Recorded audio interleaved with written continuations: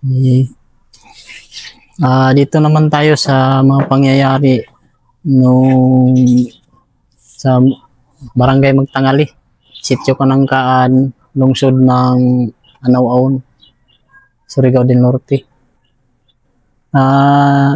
Sa yung panataya para parating yung anniversary namin sa partido, December 23.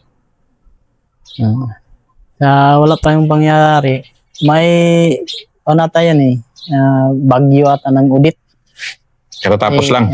Katatapos lang ko. Nahirapan din kami.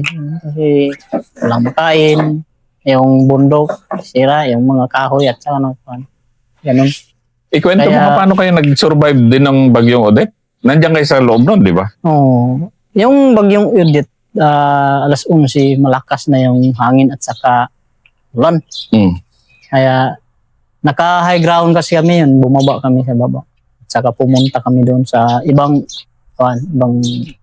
bundok. Doon kami sa low ground. Yung nakuha na namin, punduhan kasi maraming palkata. Ang lakas ng kuha, natumba na yung mga palkata, di umalis kami kagad. Sabi ko sa mga kasama ko, pumunta tayo ng komunidad sa yung kuhan. Kasi bihira daw ng kasi kuhan yan, bilang. Hindi. Habang lumakas ang ulan, hangin, ganun. Lakad. Ganun. Marami ng yung mga niyog na yung mga grabe no. At saka yung mga bunga ng mga niyog. Babagsakan. Bagsakan na yung mga puno ng mga palkatan, bagsak na. Sabi ko sa kasamahan ko, mag-ingat lang. Tingnan, bago lumakad, magtingin ng sa palibot ba may mga tumba ng mga kahoy, saka yung mga lubi, niyog. Patuloy hanggang gabi. Pero ano yun? Gabi, ang lakas naman ng hangin. Iba rin ang takot, iba rin nakakatakot yung yun, di ba? Oo, sabi ng kuwan, mabuti pa nga sagupaan tayo sa kuwan, kaysa ganito. Wala ka tayong kalaban-laban dito. Sabi ng kasama, hindi lang, kontintis lang, sabi ko. Mga bandang, kasi nabalita yun, mga bandang alas 11 yata yun, upa na yung, umhina na yung, hindi, patuloy lakad. Doon kami dadaan ng kalsada, papuntang Kanangkaan. Subay lang kami ng kalsada, subay. Nagbagsakan na yung mga lubi. Pag lumakas ang hangin, hinto. Over ng yung mga puno ng lubi. Pag medyo humina, abante. Pag lumakas na hinto na naman. Kaya tagal namin na abot sa dulo, yung may komunidad. Pagdating doon, parang humihina ng hangin. Doon kami nakaposting sa may sa masa at kubo. Doon kami tambay. Kinaumagahan, tambay muna kami doon. Kumpiyansa kami kaya ulit. Pero sabi nila, may tropa kasi nag-clearing operation kasi panang mga relief goods. Pinansin namin yan. Sabi ko nga, silang mga ilang araw, hindi pa yan kasi nagtampayan. Tambay mga, kasi parating yung sa partido. Mga 24 ata yan, mga 24, balik na team. Para mag-supply, prep sa punta kami doon, baba. Pagka niwagahan, baba. Mga hapon ata. Doon na kami natutulog sa komunidad. Wala nang mga tao doon. Kasi bumaba kasi sira yung mga lubi. Punta kami doon.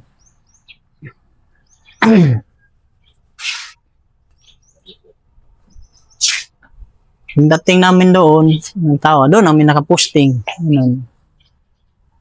Doon, usap-usap, yung kasama namin, yung, at saka yung ako namin, ito, dito muna tayo kasi may order ata yun sa mga, sa kuha namin nga, tumutulong sa mga nasalanta ng bagyo.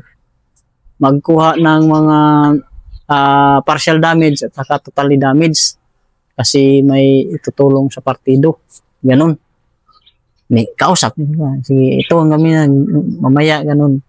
Kausapin natin yung mga barangay official ata yan.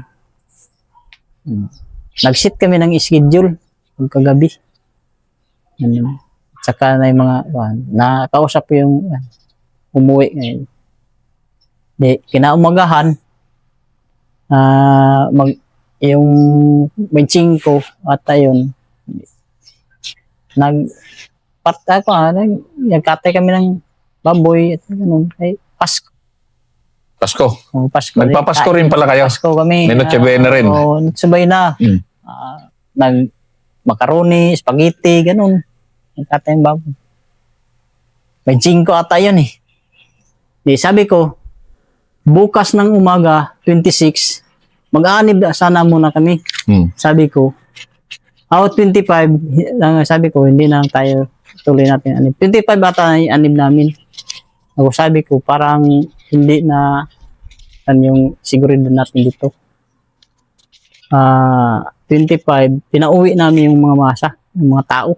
Kasi mag-anib. Sinabihan namin hindi na tuloy kasi may dinaanan nga kasi kami ng drone eh. Sa gitna talaga ba? Wala, kung dinaanan kayo ng drone yan, napakaklaro.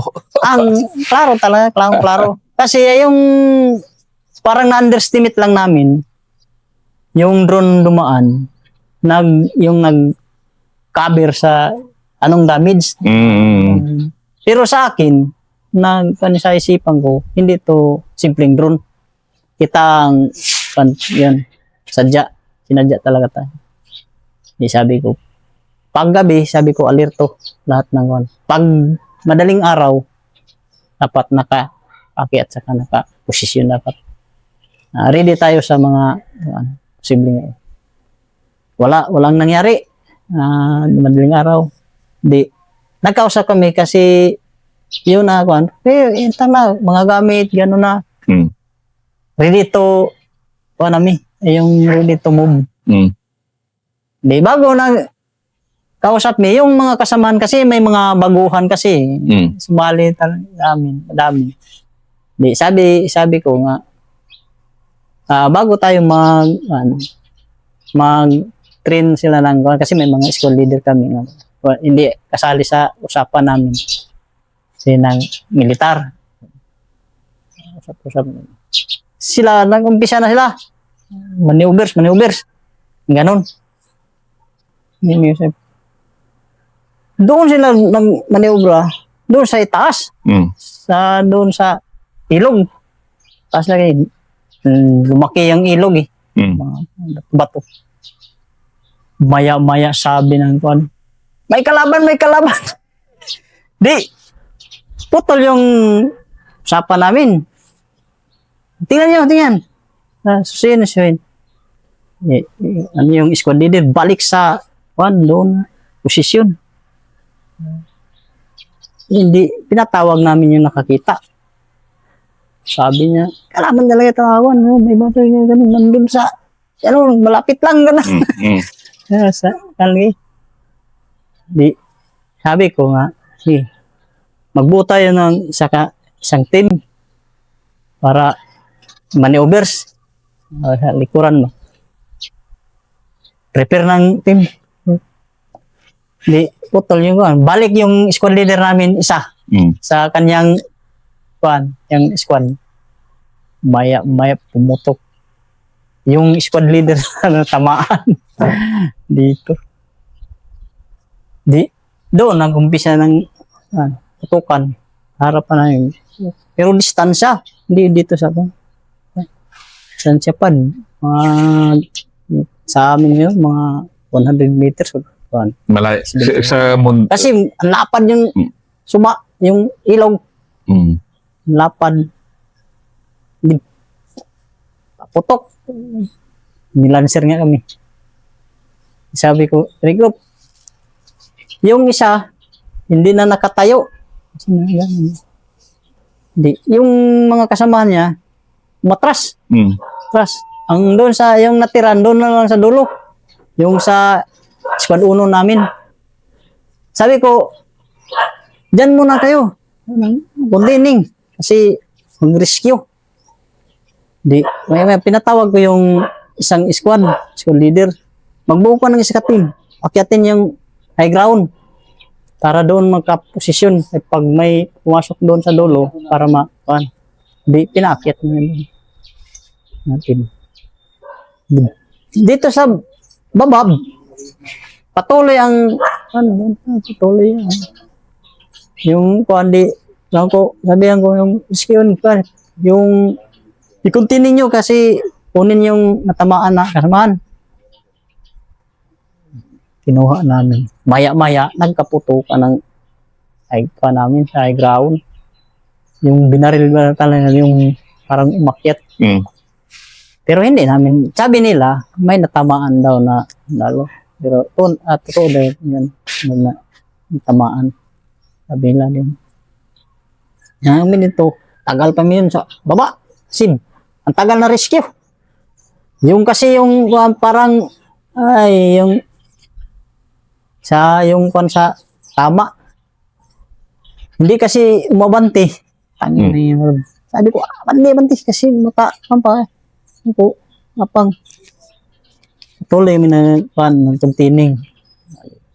Ang dati pares withdraw. Pero sa umpisa pa lang yung mga ilang oras ata yun nabulabog na yung bang namin kasamahan. Sabi ko sa squad leader, posisyon kayo doon sa may tirinata sa likuran namin. Para yung kami, yung ibang kasama na at ako, focus sa pag-rescue. Para makuha na putang ina yung sinabihan niya yung kasama na doon kayo. Dumiritso yung yung squad leader na iwan. Iba doon. Wala. Parang ang iba doon sa kaliwa, yung iba pa kanan. Tangin na magsabi, pag-regroup namin, saan yung dito? Wala! Saan na yung pupunta? Tangin na yung nandun na, nandyan na ang FG. Yung Black Hawk. Yun lang. Oo, napasan yung, pinasan namin yung casualty namin. Sige, hayaan na natin yun. Hindi natin yan muna isipin. Focus tayo dito. Para hindi yung isip natin. Hindi. Pag tayo doon sa high ground, doon tayo mag-usap para paano natin hanapin yun. Hindi. Tagal pa naman kasi open yan parang Kasi bagong bagyo ba naman? yung Black Hawk, ay panay ikot-ikot. Paano tayo magkuhan yung mga niyog, yung mga mahirap ang daan. May pinasaan. Hindi. Ako sabi ko, iniwan ko yung squad leader namin na talagang vice na. Ikaw ang mag-secure sa sasama ko sa advance para ma-secure. Sama ko doon. Hindi.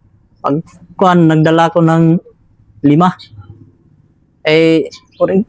Ang ikang upo, baka may tropa sa ibang taas. Tapos may lahat. Okay, may pasan. May pag-ating sa taas. Naiwan ko dito doon, Duharmi. Nabalik ko na naman yung dalawa para magsalubong yung may iba ba? Kasi taas. Yung iba na yung kasamahan, yung nabulabog, nandun talaga sa itaas ng, mas taas pa sa amin naman. Mabuti nga, may isa nga bumaba, yung naka-civilian lang, hindi nagdala ng baril, bumaba, dumaan sa nakaposisyon, doon kami nakaposisyon. muntik pang binaril ng kasama namin kay ang akala niya kalaban. No, sabi niya, may tao sa baba, may tao. Nang tingnan. Huwag mo nang paputokan, no.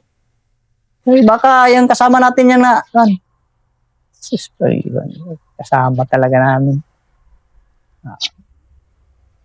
Pinapunta na naman namin sila lahat doon sa namin kasi naggamot yun. First aid. Yung natamaan. Kasi yung parang maraming dugo na. Pero yung black coat, hindi kayo nahanap? Hindi kami nakita. Tago kasi kami. Pag wala ng black coat, doon umikot, bilis naman kami akyat. Pag wala, pag nandun naman, papalapit na yung mga, may mga dahon ata yung mga, yung mga niyog, may mga dahon ata sa niyog, yun yung namin. Ganun ba? Okay Ano? Pag wala, bilis. Ganun. Muntik nga maabutan yung nagpasa ng mabuti hindi nakita. Doon na nakatiril. Hawan pa naman. Bilisan namin iniwan yung casualty namin. Tinabunan namin ng yung dahon ng niyog. Diplo yung mga kasama. Iniwan namin doon. Hindi malata. parang pag ikot, dalawa ata yan eh. Matagal may makalabas kasi dalawa. Ikot ang isa, mayroon naman ng isa, bago sila lumayo, balik na naman. At tagal ngayon. Hapunan ata may bago sa bundok kayong high ground. Ganon ang nangyari. Pero hindi namin alam na may Captain Lalata yung kalaban nyo. Kalaban. Kasi ito yung ending natin eh. Kumbaga 30 IB ka, ano ka dito? Kumbaga kaibigan ka ng 30 IB rito. Sila rin na uli mong nakalaban. Sabi ko nga kay Captain Lalata. First time. Ako sir, sorry talaga sir nga. Sabi kami nakalaban mo. Nabilib kayo talaga ako kasi Lalata. Kalmado at ulang. Bakit? Naririnig mo siya nung nagko-command nun? Dito na. Kaya alam ko na nga siya natamaan yung pero nahingi ko ng sorry. Tapos ako. Pero bilib talaga ako sa yung gawin ni Tinulata. Mga ganun. Parang wala yan. Hayaan mo. Normal yan. Ganun. Ang importante nandito ka. Tapos ang isipin mo, safety ka, ganun. Anong nandito ka na? Nandito ka na. Kasi siyempre sa akin, tamaan siya. Dahil sa'yo? Dahil sa'yo. Sa akin. Ganon. Tapos may tropa nila na matay. Ganon. Still, hindi yan simple nga.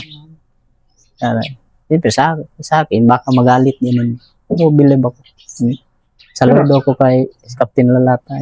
Gawin niya. Wala lang, gano'n. Pinayuhan ko niya.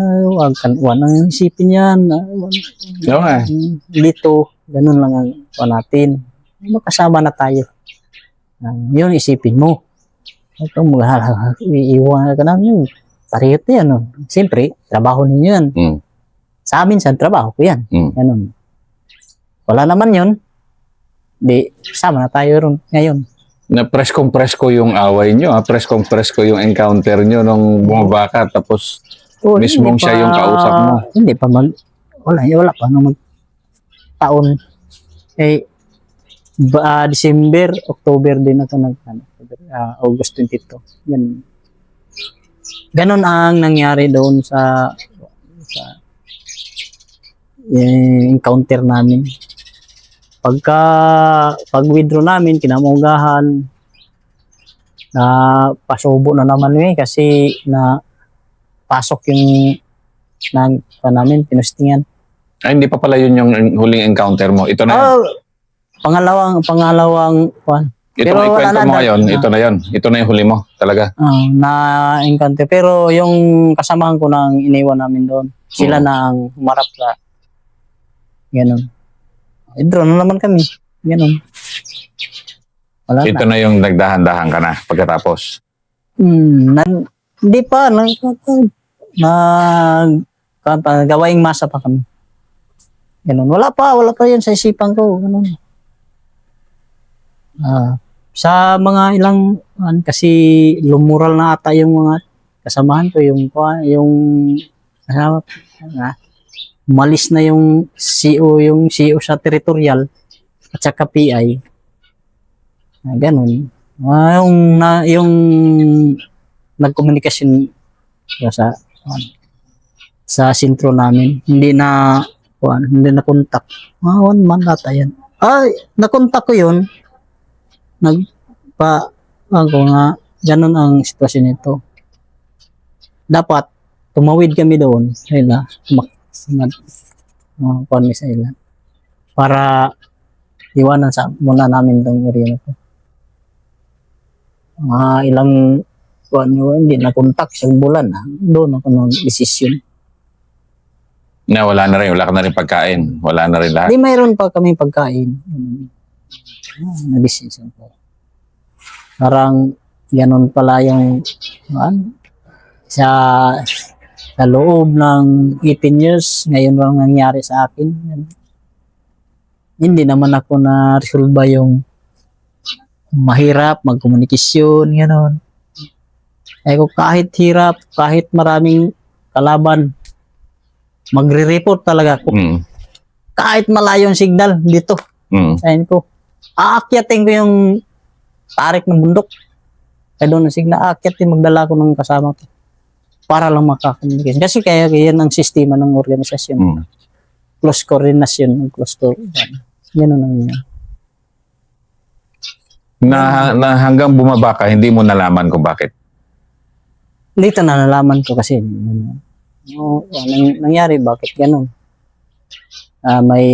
Yung pagkapatay ni Idre, kasi sinundan sila na kordon ata sila. Sino sina? Si Idre. Oo. Sinisi ka? Ha? Sinisi ka? Oo. Pirmi, Na ikaw? Dito na ako, natawagan ko yung kasama. Sinabi niya, masaya ka na kasi namatay na si Idre. Sinabihan ko, ako, sa totoo lang, hindi ako masaya mamatay si Idre. Mas masaya ako kung buhay si Idre. Kahit si Idre, hindi ka kasama nga buhay direct. Pero buhay doon, masaya ko. Yan. Tagal kami kasama ni Idre, activist pa. Sabi ko sa kanila, hindi ako say. Akala nila ako nag-ano? Hindi ko alam kung saan sila.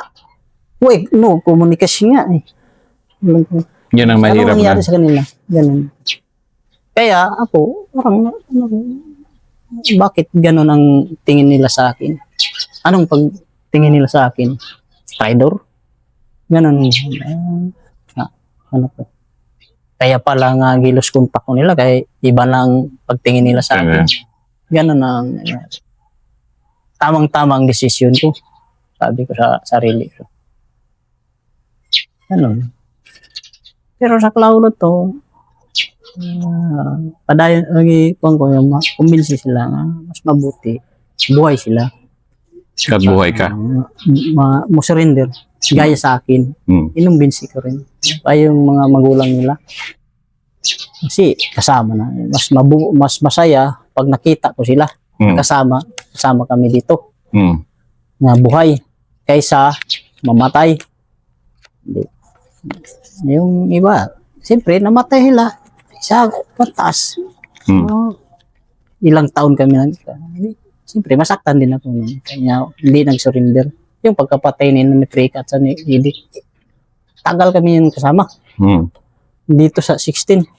Ako nag-CEO. Nilipat na naman ako.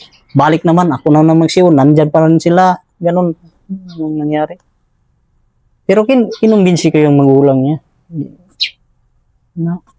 Para buhay. Yan nga po natin. Sabi ko nga, huwag silang mag-alala. Ito, tumutulong ako sa kanila. Kahit saan sila magpakuha, doon sa gitna ng bundok, kukunin nila. Kasama yung trupa. Yung una ko sa tropa lang ko, katagi ko, ang hingi, nagkuhan nga. Hindi, walang mangyari sa kanila, kahit sa kanila, kasama ko. Kuha sa kanila. Ganun. Sabi, Sir Castillo, walang problema yan, basta makakuha lang natin. Buhay lang yan. Yan ang kung sinabi ko sa magulang. Ganon yung nangyari sa akin yan. Parang kung ko sa organisational talaga. Na minahal mo ang organisasyon na yan. Oo. Talagang buhay man ang nagtaya sa akin. Kaya ko talaga sa organisasyon lang. Hindi ko niisip yung pamilya ko, mga anak ko. Doon sa taas, pag high moral ka, yung bit-bit ni yung mga prinsipyo at saka walang pamilya. Walang pamilya. Yung patak sa isipan no, puro bayan-bayan. Ano, para sa bayan, ganun. Para sa sumusunod. Pag manalo yung kabataan ko, anak din yan ng bayan, maka-benepisyo yun. Ganon ang isip taas sa akin. Kaya agresibo ko makikipaglaban.